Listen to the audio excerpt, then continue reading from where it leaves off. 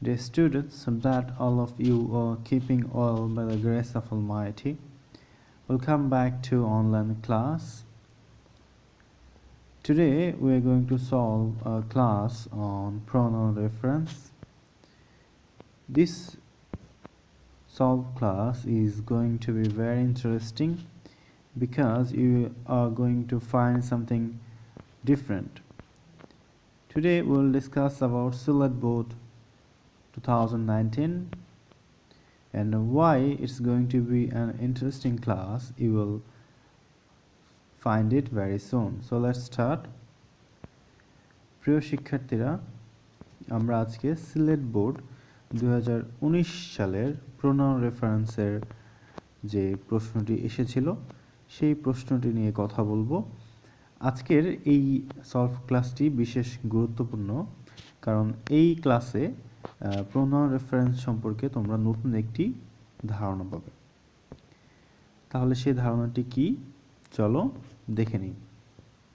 প্রথমেই আমরা প্রশ্নটি পড়ে নেই। দেখো এখানে প্রশ্নে যে প্রোনাউনগুলো ব্যবহার করা হয়েছে সেগুলো আইডেন্টিফাই করা আছে কালার করে, লাল কালার। সো এই লাল কালার যেখানে রয়েছে সবগুলোই প্রোনাউন। তো আমাদের খেয়াল করতে হবে এই প্রোনাউন রেফারেন্সটি আসলে সঠিক হয়েছে কিনা বা সঠিক রয়েছে কিনা।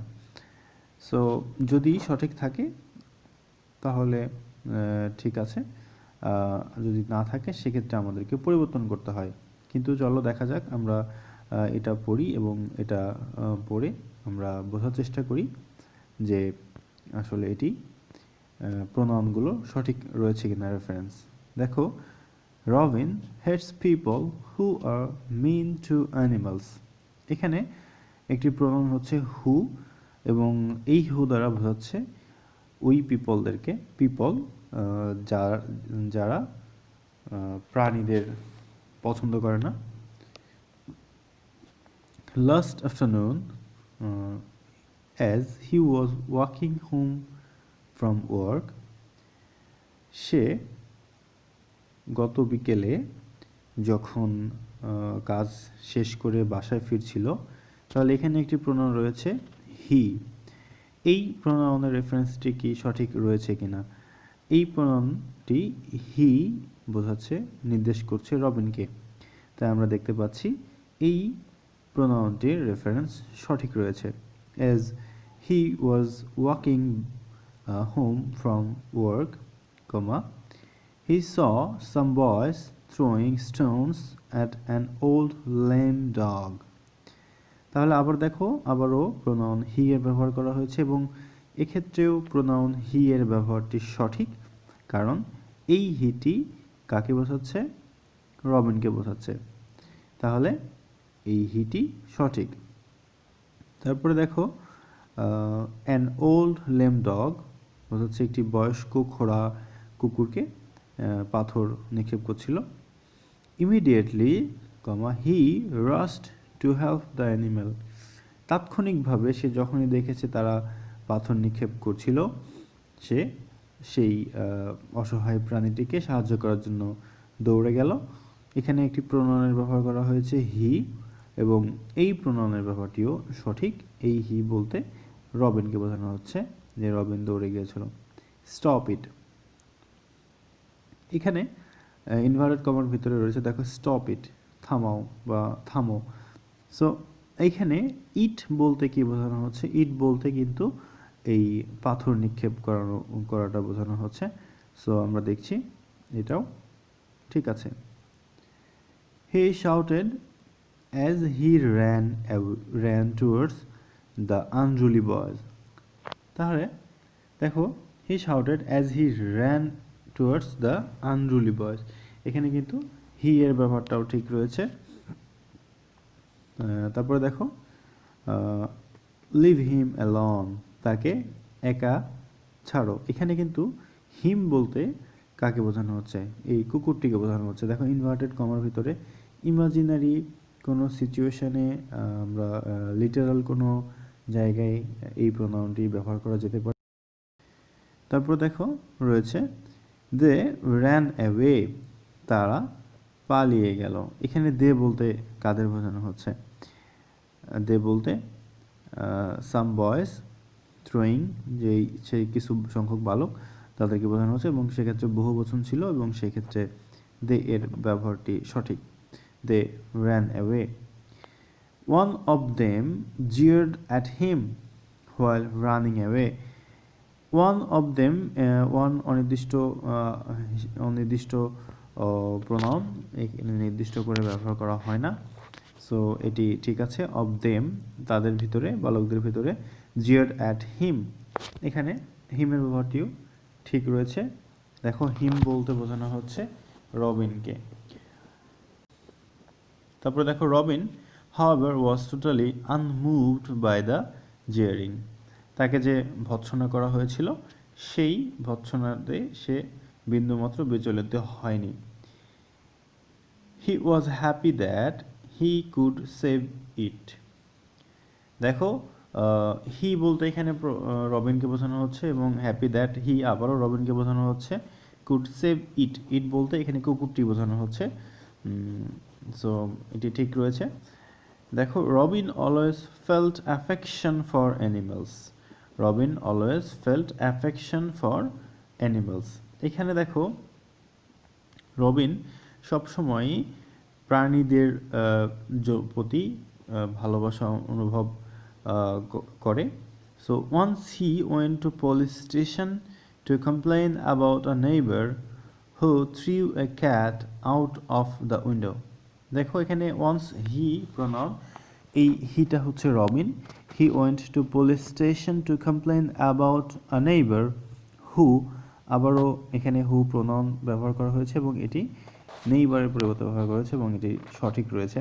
হু threw a cat out of the window, সে একবার পুলিশ স্টেশনে গিয়েছিল এবং তার একজন প্রতিবেশীর বিরুদ্ধে থানায় সে অভিযোগ করতে গিয়েছিল যে জানালা দিয়ে একটি বেড়াল ছুঁড়ে ফেলেছিল।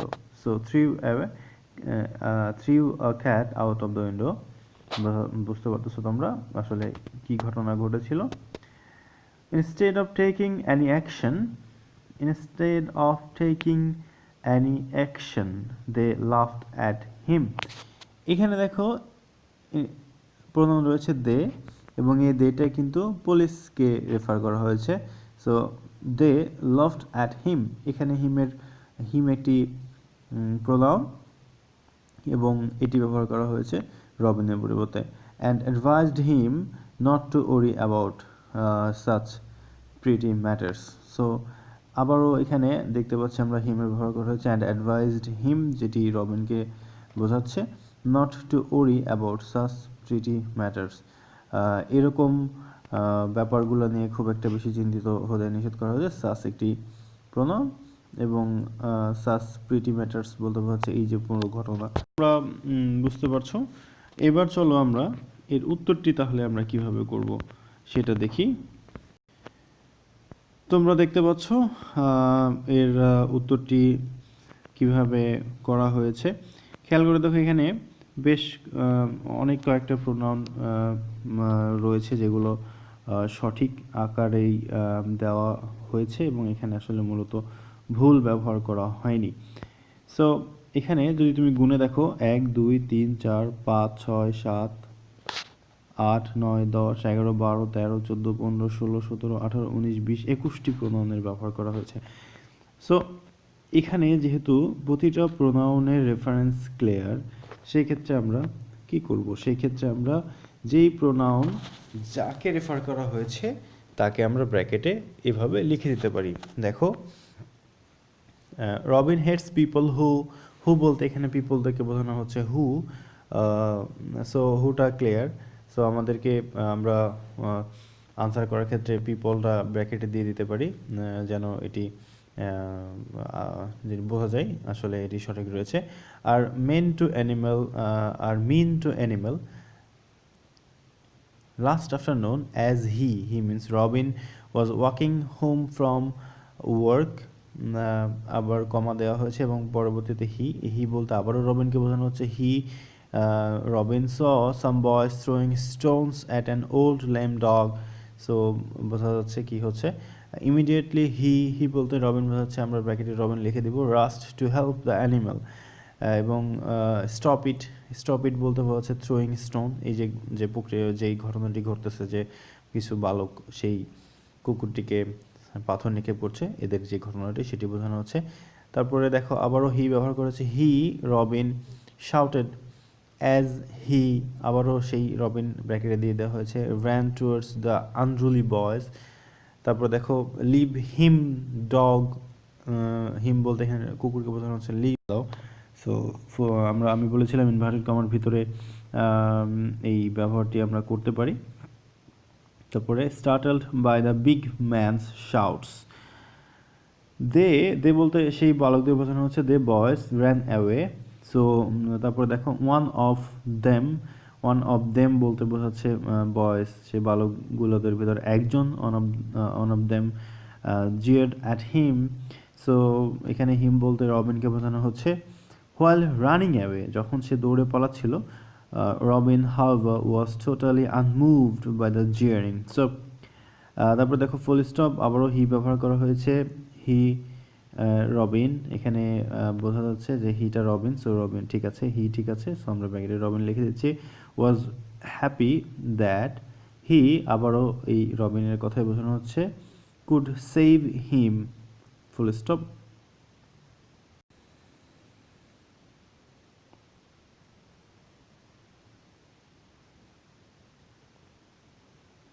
তারপরে দেখো Robin always felt affection for animals, সে সবসময় প্রাণীদের প্রতি ভালোবাসা অনুভব করেছে। ওয়ান্স হি বলতে রবিন হচ্ছে,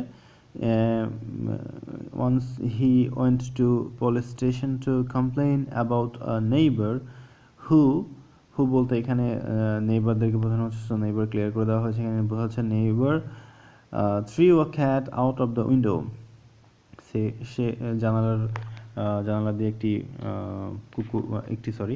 একটি বেড়াল ছুঁড়ে মারে এবং তার বিরুদ্ধে সে কমপ্লেন করতে যায়। এবং পরবর্তী দেখো কি হলো, instead of taking any action, so action না নিয়ে তারা কী করলো, এখানে police, so they laughed at him, সে তার দিকে তাকে হেসেছিল, হিম বলতে রবিন হচ্ছে, অ্যান্ড অ্যাডভাইজড হিম, সো এবং তাকে অ্যাডভাইস করেছিল নট টু ওরি about such pretty matters. So তোমরা দেখতে পাচ্ছ এখানে সবগুলো প্রোনাউন রেফারেন্স ক্লিয়ার ছিল। এবং এখন প্রশ্ন হচ্ছে, তুমি পরীক্ষার খাতায় কি করবে, এতগুলো প্রোনাউন তুমি দিবে, রেফার করবে কিভাবে বা এটি লিখবে কিভাবে। এখন এই ব্যাপারটি সম্পূর্ণ নির্ভর করে যিনি প্রশ্ন করেছেন তার উপরে, তিনি এতগুলো প্রোনাউন রেফারেন্স দিয়েছেন। সো সেই ক্ষেত্রে আসলে তোমাকে এই প্রোনাউনগুলো সঠিকভাবে রেফার করা আছে, তো সেই ক্ষেত্রে তোমাকে সেই প্রোনাউনগুলো তুমি কোনটা বুঝতে পারতেছো বা এটা তুমি উল্লেখ করে দিবে। সো এই হচ্ছে কিছু সময় এমন কিছু প্রশ্ন করা হয় যেগুলো বুঝতে একটু সমস্যা হয়। সো এমন কোনো প্রশ্ন যদি তোমরা পাও, তোমরা এভাবে উত্তর করবে। আশা করি আমাদের আজকের সলভ ক্লাসটি তোমাদের ভালো লেগেছে। তোমাদের যদি কোনো প্রশ্ন থাকে তোমরা অবশ্যই কমেন্ট বক্সে কমেন্ট করবে, থাকবে এবং সাবধানে থাকবে। সৃষ্টিকর্তার কাছে প্রার্থনা করবে আমরা সবাই যেন সুস্থ থাকি। আল্লাহ হাফিজ, আসসালামু আলাইকুম।